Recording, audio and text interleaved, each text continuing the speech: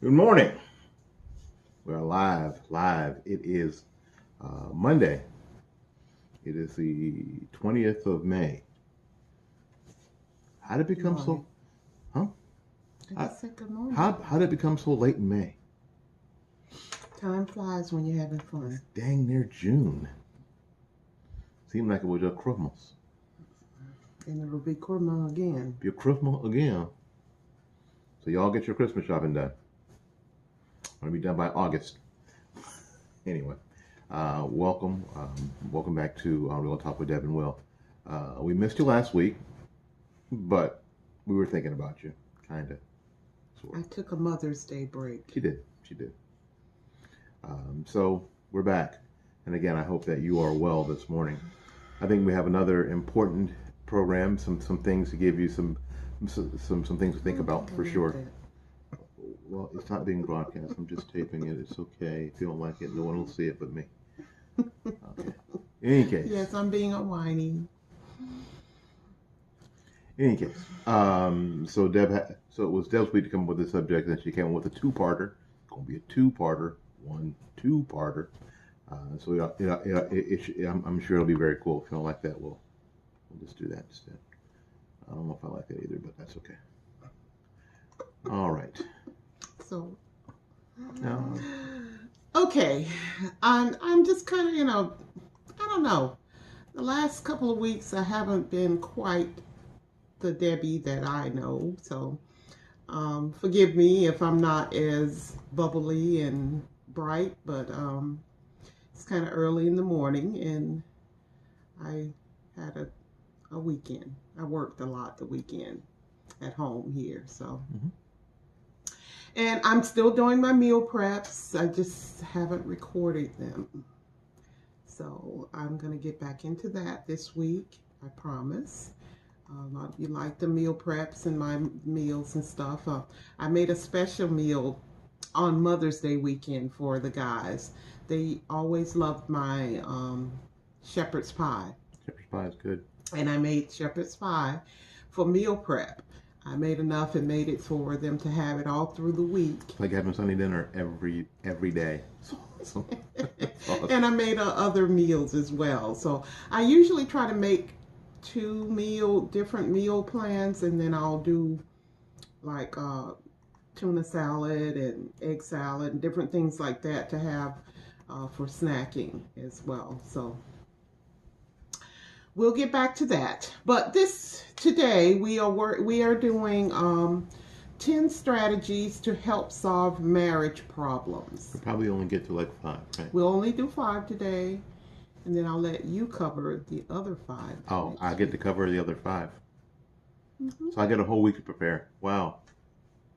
Thank you. See? Give and take. Yeah. Take. Go ahead. Remember, ladies, what is his is ours, and what's mine is mine. Yep. That's the way it goes with the money. What's his is ours, and what's mine is mine. Yeah, and her house, your mortgage. That's what it is, guys. Okay. 10 strategies. The first one is to surround yourselves with people in healthy relationships. One thing you don't want to do when you're struggling in your marriage is to be around people who are going to always agree with everything that you are saying. Point blank. Because if you're having unhealthy thoughts and saying unhealthy things about your spouse, you don't need somebody to agree with you. And I recommend friends, and because not to what am I trying to say, entice or entertain some of the negativity that you hear from your girlfriends or guys. Guys tend not to talk about their marriage with their friends, but women tend to want somebody to agree and listen and go on and stuff. And when you are done and you're happy with this person, that girlfriend over there still remembering what you said he did last week. So try to have people around you that already have successful marriages, that already are, and they're going to tell you when you're doing wrong, when you're speaking wrong, talking negative about your husband or talking negative about your wife and everything like that. They're going to correct you. Hey, man, you need to not say that. That's not good. Yeah, and I think that that what happens is that we get into these negativity death spirals, and we surround ourselves with, like Debbie said, with people who disagree with us, and they continue to agree with us, and they continue to encourage us in all the negativity, and then you take that back to the relationship, because in your head you're thinking, well, so and so said this, and so said this, and I should be looking for this, and then what happens is you get people involved in your relationship, in your marriage, who don't have any business there in the first place. They don't have a say in your marriage. They really, really don't. So don't give them that power or authority, because they shouldn't be there in the first place, and you brought them in. So surround yourself with people who have healthy relationships, and if nothing else, people who will tell you the right thing to do, and they can, and hopefully they're modeling where you want to be, because that's really important. It's really important to have models. Looking at Mr. and Mrs. Brown, who've been married 1,200 years, and they seem, at least on the exterior, have it together. And at least if you go to them, they can tell you, yeah, I remember our first 50 years. They can, and that's very, very helpful. I think a lot of times we just don't use those kind of resources. We think that we can do everything from, ourselves, or we think that our friends know better. Now, if we look at our friends have not been in successful relationships, so why would you go to them? Somebody who's been married 3-4 times and you're asking them about marriage. Not that they can't get it right this time around, but some of the things, and then again, now here's the devil's advocate. They can tell you some things that they did wrong in their first couple of marriages, and they are recommending that you not do that. But a lot of times, if somebody hasn't had a successful marriage, say they've never been married, and they've been through relationships, but they've never been in a long-term relationship, that person, you shouldn't be getting advice from them. You should probably go to people who have been successful. That's the deal. You can go to a criminal, and a criminal can tell you how not to go to jail, but that's not what you need all the time. Mm-hmm. You need to find out how to have a successful life, not just how not to go to jail. Surround yourself with people who value marriage, who value the marriage. Those kind of relationships will help you to grow and help you to realize the things that you should be valuing. Yep. Do that. Number 2. Choose to love. Oh. Love may have come easy when it was brand new. When you're fresh in a relationship, it comes very easy to just want to be with that person and love on them and showing love. But love really is a choice. You can choose to want to love your spouse on a daily basis, or you can choose to find every fault in them. Yeah, and in the beginning of relationships, we know that there's this ooey gooey feeling, and our society sort of tells us that love is a feeling, and it really isn't. It's never a feeling. It's always a choice. It's always a choice, especially in a relationship with a person that isn't your kid. But it's always a choice, and sometimes you have to make that choice on a daily basis, and that's okay. And sometimes you have to make that choice in the middle of controversy. You have to make that choice in the middle of disagreement. You have to make that choice in the middle of struggle. You have to make that choice, and if you know that it's a choice, and I think people don't realize it's a choice. They just go by how they feel. If they knew it was a choice, maybe they would make that choice more often. Mm-hmm. Because you hear people say all the time, "Oh, well, I fell in love with him." You don't fall in love. You fall in a hole. I can't choose who if I fell out of love. How you fall out? If you fall into something, how you fall out of it? You fall out of the bed. I don't understand those phrases. Choice is an act of maturity. You have to be mature enough to know that, you have chosen and you have made these vows with this person. You got to choose to love them. And that's really, I think, where a lot of people miss it. A lot of people miss it because they don't think that this is a choice. They think that this is all feeling, and you don't feel it anymore. I don't feel in love. Well, you don't feel like you used to. I don't feel it. Yeah, pastor says all the time. Who here feels married? I always answer yes. Because you didn't wake up and go, I feel married. No, you don't. What you wake up and know is that you are married and you choose to be that way. So that's... Do you feel like going to work every morning? No, but you go. You make a choice. Because you have a choice. You don't have to go. No. And you ain't got to live indoors either. you ain't got to eat every day. Yeah, exactly. So, but you make that choice. Going to work isn't a feeling because you don't feel like going every day. Now, you may love your job, but you don't feel like going every day.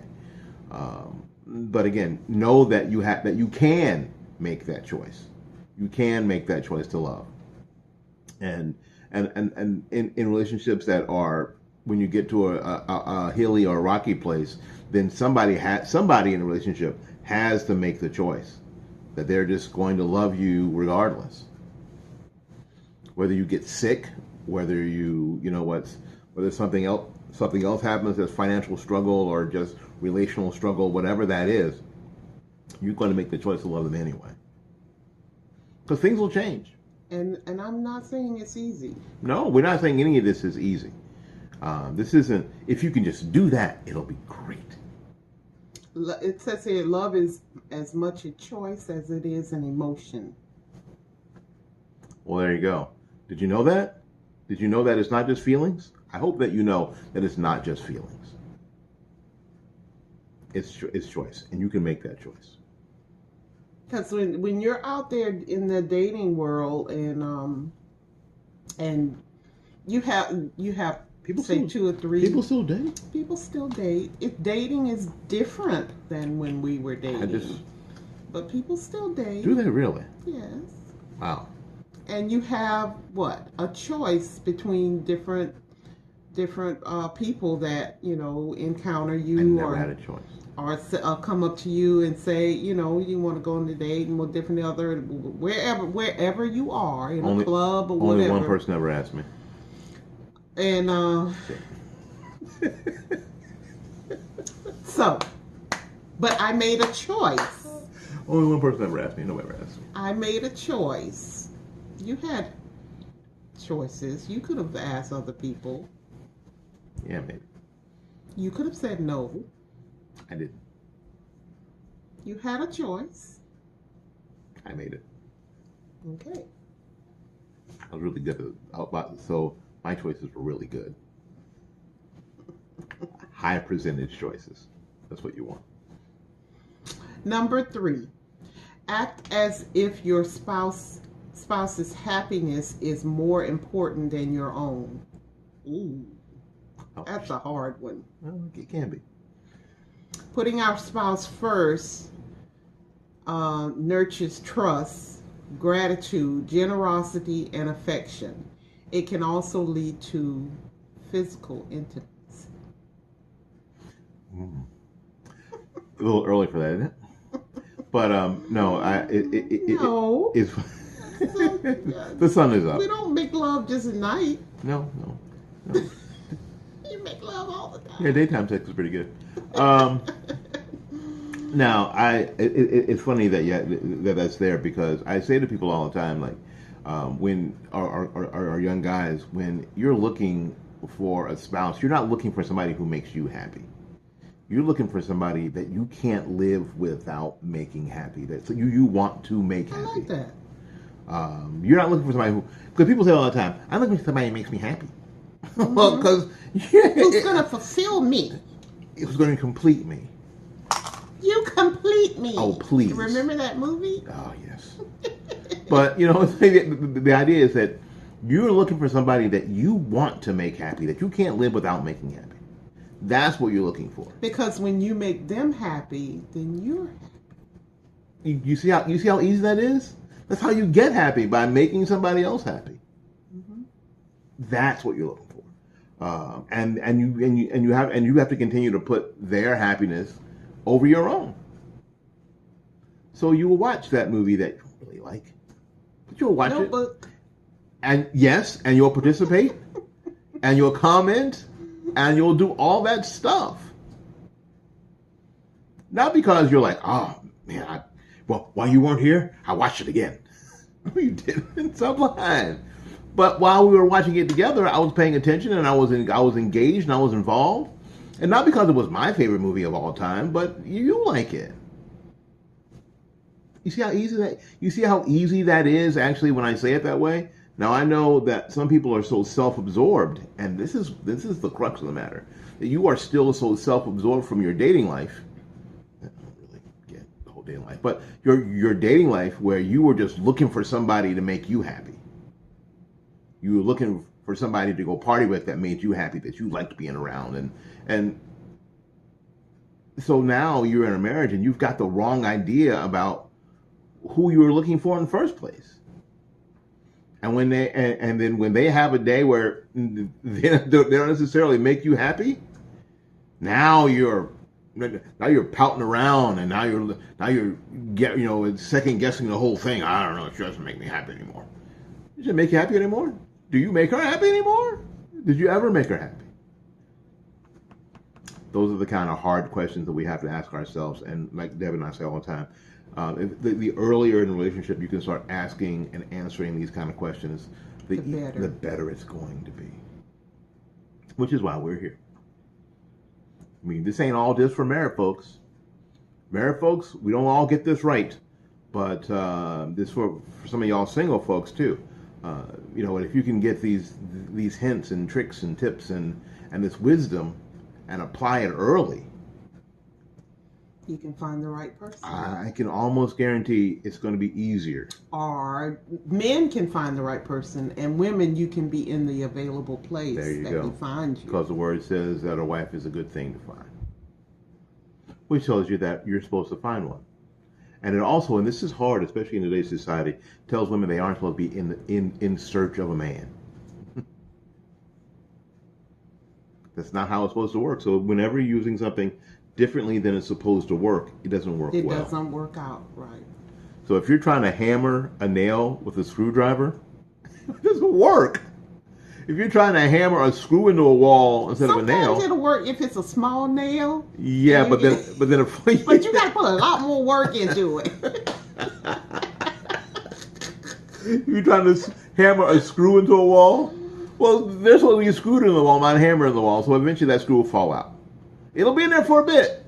You're like, made it work. And it'll look good, and it'll hang on to that picture for a while. And then you'll wake up one day, we wake up in the middle of the night, crash! And you're like, what happened? Well, it fell out. Did you use a nail? No, I used a screw. Well, that's why it didn't work, you moron. So if you stop doing things in the way they're not supposed to work and start really thinking about how things are supposed to work, I think ultimately it'll be easier. And not everybody has that advantage, and not that we can sit here and say we did everything right. No, we did not. We did everything. And our marriage perfectly. Struggled in the beginning. We struggled. We didn't do everything right. No. But if we can help you avoid some of those the same pitfalls, then that's why we're here most every Monday. Most Mondays. Okay. Number 4. Put the relationship ahead of everything, including your children. And we've done a video on that, haven't we? Mm-hmm. So if you look down into the 103, there are 103 videos on Facebook that we've done, on YouTube. 103 videos that we've done. We talk about that, where a lot of people will put the children first, and I know because it sort of gets you kind of right here. Because when you become a mom, your first instinct is to protect your children and take care of your children, and be there for them. You neglect your husband a lot of times because the baby needs the baby. And you know what? But the fact of the matter is that, and didn't we talk about this a little bit yesterday? What were we watching? that we were talking about the whole concept when the plane loses pressure? Yeah, when the late on What were we watching? the practice, Oh and yeah. the lady gave her baby away because she knew she was mentally impaired and she couldn't take care of it properly. So, Well, even before that, now we watch the practice is no longer on the air, but we no, were it's not. watching it on Hulu. Hulu. Hulu. Look over there. Look over there. The new Hulu commercial. That's hysterical, by the way. But anyway, and this is when Addison, who was it? Violet. Violet. Sick. Violet got actually one of her patients stabbed her with a needle and paralyzed her and cut her baby out of her. And then as it was happening, Violet slowed her down and told her exactly how to do it, if she was going to do it, because she put the baby first. put the child ahead of herself. Now, in reality, what you have to do is when the cabin pressure goes down, you got to put the mask on yourself first. And then they tell you, and then put it on your child. Because, and I know this is hard to think of, but your marriage needs to be healthy for your children. It does. If your marriage crashes, where are your kids going to be? Mm-hmm. Then you're not taking care of your kids, because divorce is tough on kids. It is. Very tough. So you have to put your relationship ahead of the children and make that relationship healthy, mm-hmm. so that your kids are better. Yeah, I mean that's the deal, really. If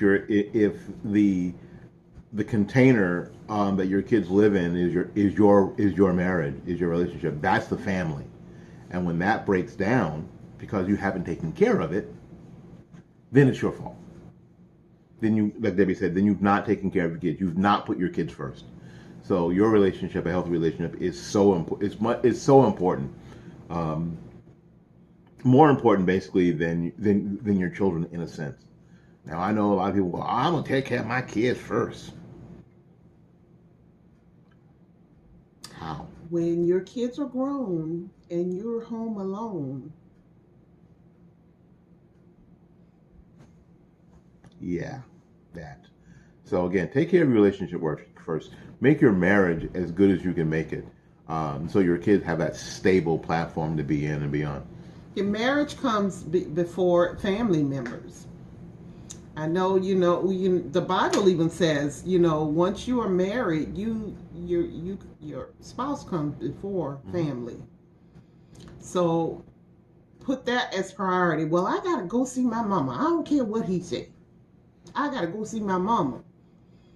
Yes, you do. And if you had if you had a healthy relationship, but if you had a healthy relationship to start with, things like that wouldn't be a problem. You think? Mm-hmm.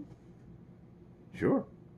If you've done a bunch of things right and your relationship was healthy to start with, no one's going to say don't go see your mother.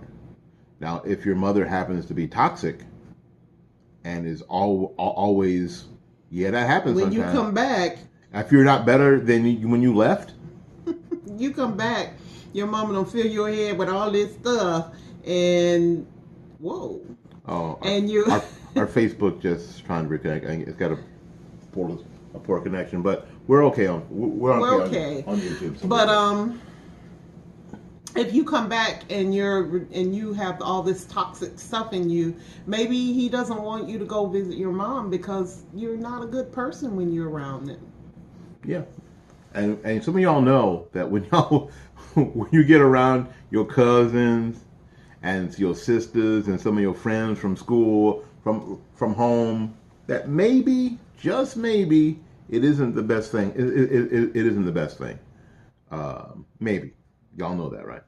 So, again, be really conscious about making sure that your relationship is first. And I tell guys all the time that, you know what, and we talked about it in a previous video, the idea is that your friends, the boys you used to play basketball with, used to go shoot hoops, used to go to Hooters and watch the game, secondary, tertiary to the relationship now.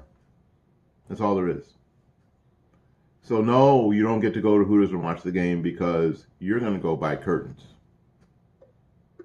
You're going to go buy curtains and you're going to be good.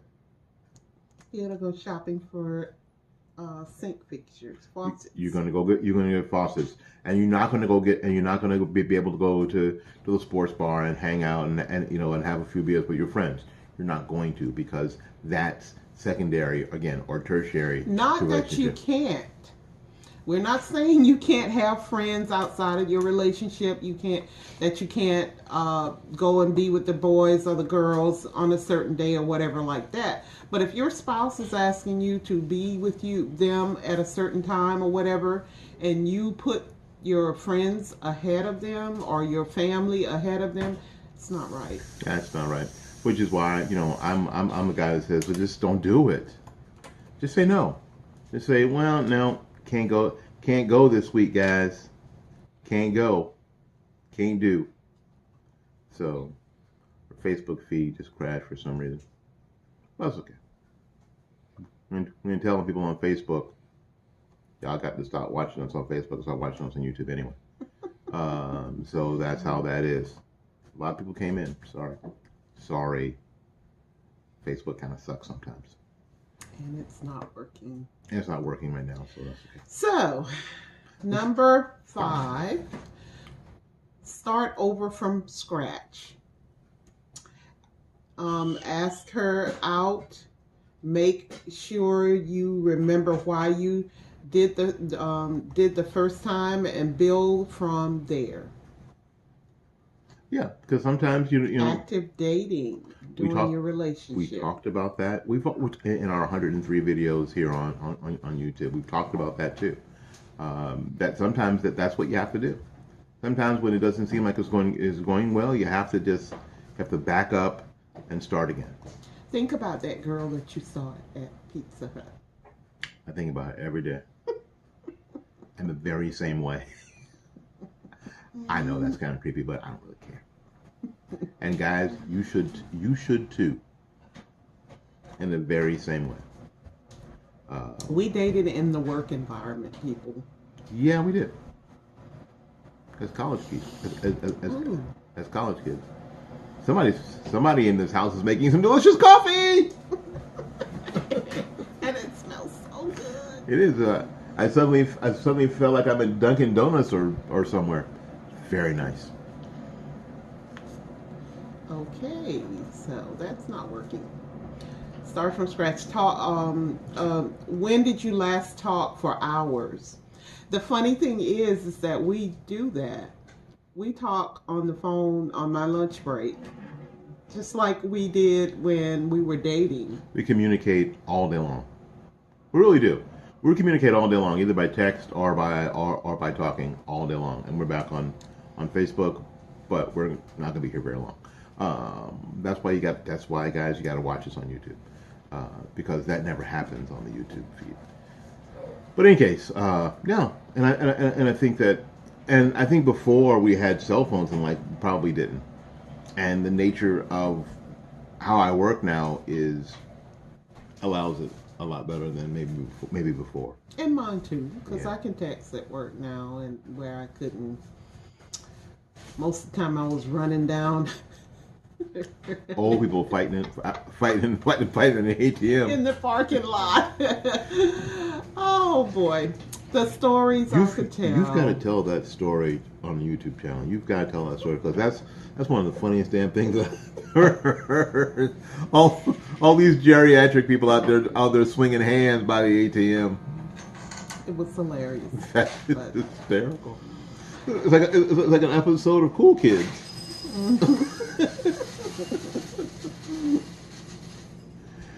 Get silly about one another. If you don't feel like it, do it anyway. Then you'll remember why you fell in love. Why you like this person. Mm-hmm. Why you want to spend the rest of your life with this person. Act like teenagers. Act like kids sometimes. I mean, that's what we like to do on Friday nights. Sometimes we go out and we just like to sit and just talk and have some dinner and shoot the breeze. And we need to get back into that. Yeah. So where do you want to go this week? Where's where you want to go? Pizza Hut. Okay, I don't want to go to Pizza Hut. I'm going to Windmill. Yes. Because you need some more kombucha. And if we go to Windmill, we'll take the YouTube people with, not the Facebook people. Y'all don't get to go. Only the YouTube people get to go. Yes. Now y'all can't stay long because ain't none of y'all paying, but we'll take you with. Okay. What else you got over there? Well, that's my 5. 5, and we will continue this. And this series will continue next week. And I'll do the other 5 after I figure out what they are. Next week is a holiday, so we'll have more people. Next week is Memorial Day, isn't it? Memorial Day, because people will be home. And we'll be home. We'll be home all day, as a matter of fact. Well, maybe. We going somewhere? I'm afraid. This is my afraid face. In any case, I trust that you guys will be around, and we'll go over these things. And if you've got questions, we are here. We've got answers. Well, Radio Shack. we used to say, if you got questions, we got stupid expressions. But I worked at Radio Shack for a long time. I love working at the Shack. I did. But if you've got questions, ask us. Now we're not saying that we've got the answer for you. Neither one of us are licensed therapists. So I don't know if we've got answers for you. All we really have is our own experience. Life experiences sometimes are better than professionals. Well, because people who've actually been through that, or we might direct you towards. I might direct you towards a licensed therapist or your pastor or whomever. Because I don't have all the answers. I mean, don't depend on me to be perfect and have all the answers for you. But if you've got questions, please say something. Write down in the comments. Say, what about this? We're going through this, or you can send us. You can send us private PMs either through YouTube or on Facebook, and say, what about this? I'm going through this thing with my spouse, or my wife is blah blah blah blah, or whatever it is. And we're not involved, so we can give you a different perspective than people that are right there with you. Because it may be you. Be ready, though. Don't be surprised. Don't be ready, because I'm going to say, well, that's on you, dude. Stop doing that crap. Well, you asked. That you asked. I'm going to be honest. I'm going to be as honest as I possibly can. And no one's here trying to hurt your feelings, or we're not trying to be Ayanna Save My Life, because that woman ain't that woman ain't saved nobody's life. And I tried to like that show. I have watched it, and it's crap. It just don't get it. I don't get it. It's Nobody crap. ever leaves that show better. Not at all.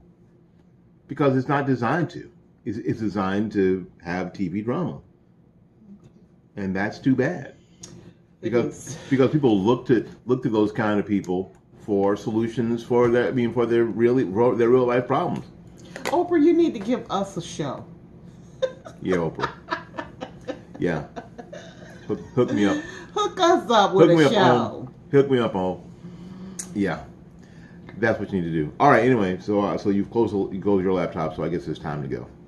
Yeah, we've gone over 30. Well, that's okay. We showed up a little late. All right. Anyway, we got to get out of here and make room for somebody else. So again, please like, comment, subscribe, share. We got to get to 100 subscribers, just because that's what I want to do. And hopefully we will see you soon. We'll see you next week. And remember, this is Mental Health Awareness Month.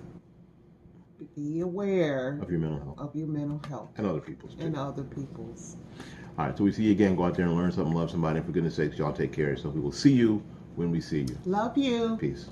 Peace. Clickety.